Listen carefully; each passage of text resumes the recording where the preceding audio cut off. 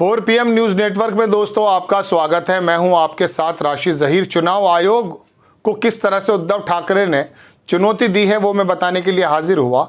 और एक तरफ भारतीय जनता पार्टी का जो मैं कह सकता हूं प्रोपेगेंडा है राम मंदिर को लेके वो, और दूसरी बात महाराष्ट्र के अंदर चुनाव आयोग जो फौरन दरोगा बन करके बोला है कि आपने थीम सॉन्ग से जय भवानी का नाम हटा दीजिए, उसको मोदी जी और भारतीय जनता पार्टी के ट्विटर हैंडल पर जो प्रचार प्रसार हो रहा है उससे कोई दिक्कत नहीं है। हुआ यूँ है दोस्तों के 16 अप्रैल को एक थीम सॉन्ग लॉन्च हुआ शिवसेना उद्धव ठाकरे की तरफ से। अब जय भवानी जो कहा जाता है मुंबई के अंदर, महाराष्ट्र के अंदर, वो उनकी कुल देवी हैं, उनमें कोई मतलब नहीं है, पूरे महाराष्ट्र की ही कुल देवी हैं वो। इसी वजह से जय भवानी और जय शिवाजी करके नारा लगाते हैं। इस पर चुनाव आयोग ने कहा है कि इसको हटा लीजिए। सौम्य व्यवहार के, शरीफ व्यवहार के, अच्छी जबान बोलने वाले उद्धव ठाकरे बोले ये नहीं हटाया जाएगा, जो चाहो कर लो। आमने सामने आ गया चुनाव आयोग। चुनाव आयोग जो अपनी जिम्मेदारी निभा रहा है विपक्षी नेताओं के सामने।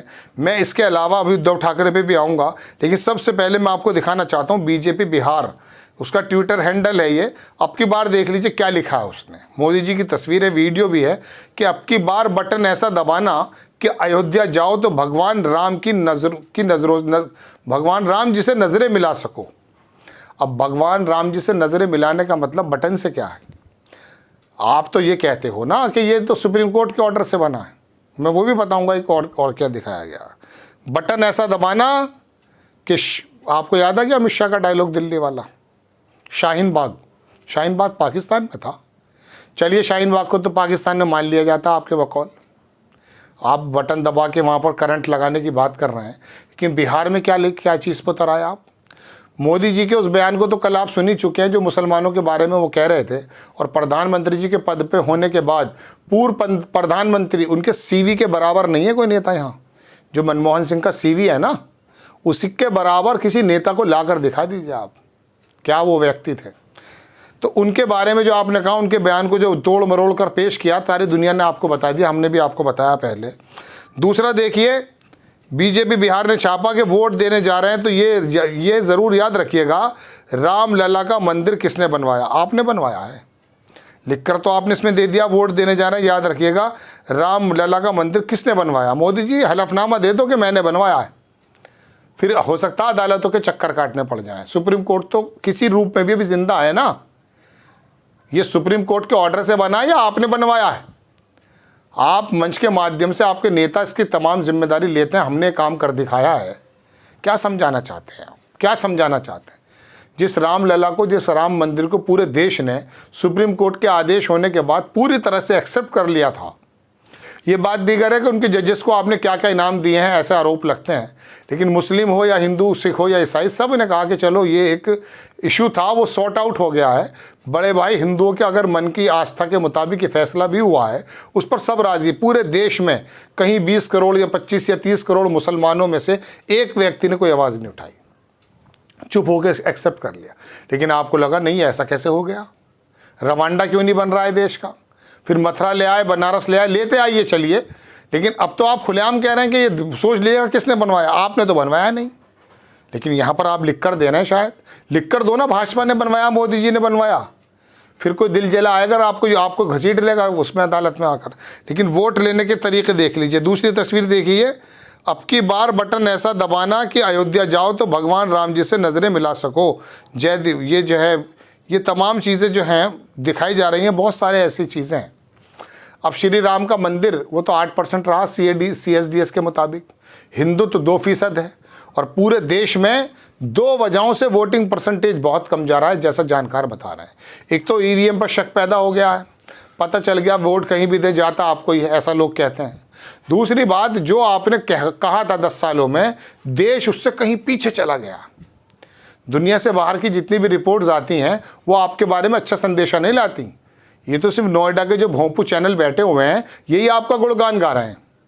जो सीटें जीती हुई भी हैं विपक्ष के माध्यम से, उनको भी हारा हुआ बता रहे हैं। ऐसा प्रोग्राम बनाने की कोशिशें, हज़ारों करोड़ रुपया खर्च होने के बावजूद भी भारतीय जनता पार्टी इस चुनाव को हिंदू मुस्लिम नहीं कर पाई, लेकिन यहाँ कोशिशें पूरी हैं। अब उद्धव ठाकरे ने अगर अपने थीम सॉन्ग में जय भवानी जय शिवाजी लिख दिया है, आपको क्या दिक्कत है? वहाँ के मुसलमान तो उद्धव ठाकरे से मिल के कह रहे हैं हमें कोई प्रॉब्लम नहीं, हम आपके साथ हैं। आप कैसे वहाँ के मुसलमानों के दरोगा बन गए? राजीव कुमार जो चुनाव आयोग चलाते हैं वो कितने बड़े सिंकारा पी के बाहर आ गए बताइए। आपको ये मोदी जी के तमाम डायलॉग जो मुसलमानों के बारे में कहने दिखाई दे रहा है आपकी रीढ़ की हड्डी में जान के आप उन्हें नोटिस दे दो? आप उन्हें भारतीय जनता पार्टी या मोदी जी के बारे में कोई अवमानना का किसी प्रकार का भी चुनाव आयोग की आचार संहिता का कोई मुकदमा कायम कर सकते हो राजीव कुमार? नहीं कर सकते। आप शेरो शायरी कहीं से रट के आ गए और बताने लगे ये क्या कर दिया व्यवस्था को आपने, ऐसे आरोप लगते हैं आपको। चुनाव आयोग को जो गांधी जी का बंदर बता रहे हैं लोग कह रहे हैं कि गांधी जी के 3 बंदर हो गए हैं।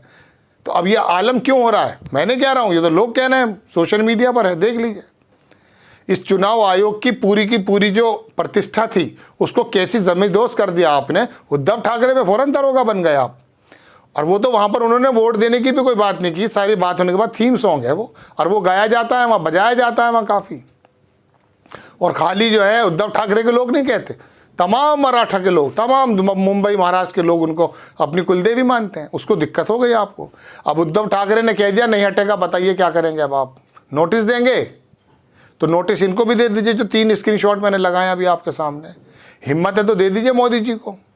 मुसलमान के बारे में शब्द का इस्तेमाल कैसे किया कि जिनके ज़्यादा बच्चे पैदा होते हैं वो आपका स्रोत पकड़ लेते हैं। मनमोहन सिंह के बारे में ये वो वीडियो लगा चुके हैं, 2 ट्विटर पर देख लीजिए, वो झूठ पकड़ा जा चुका है।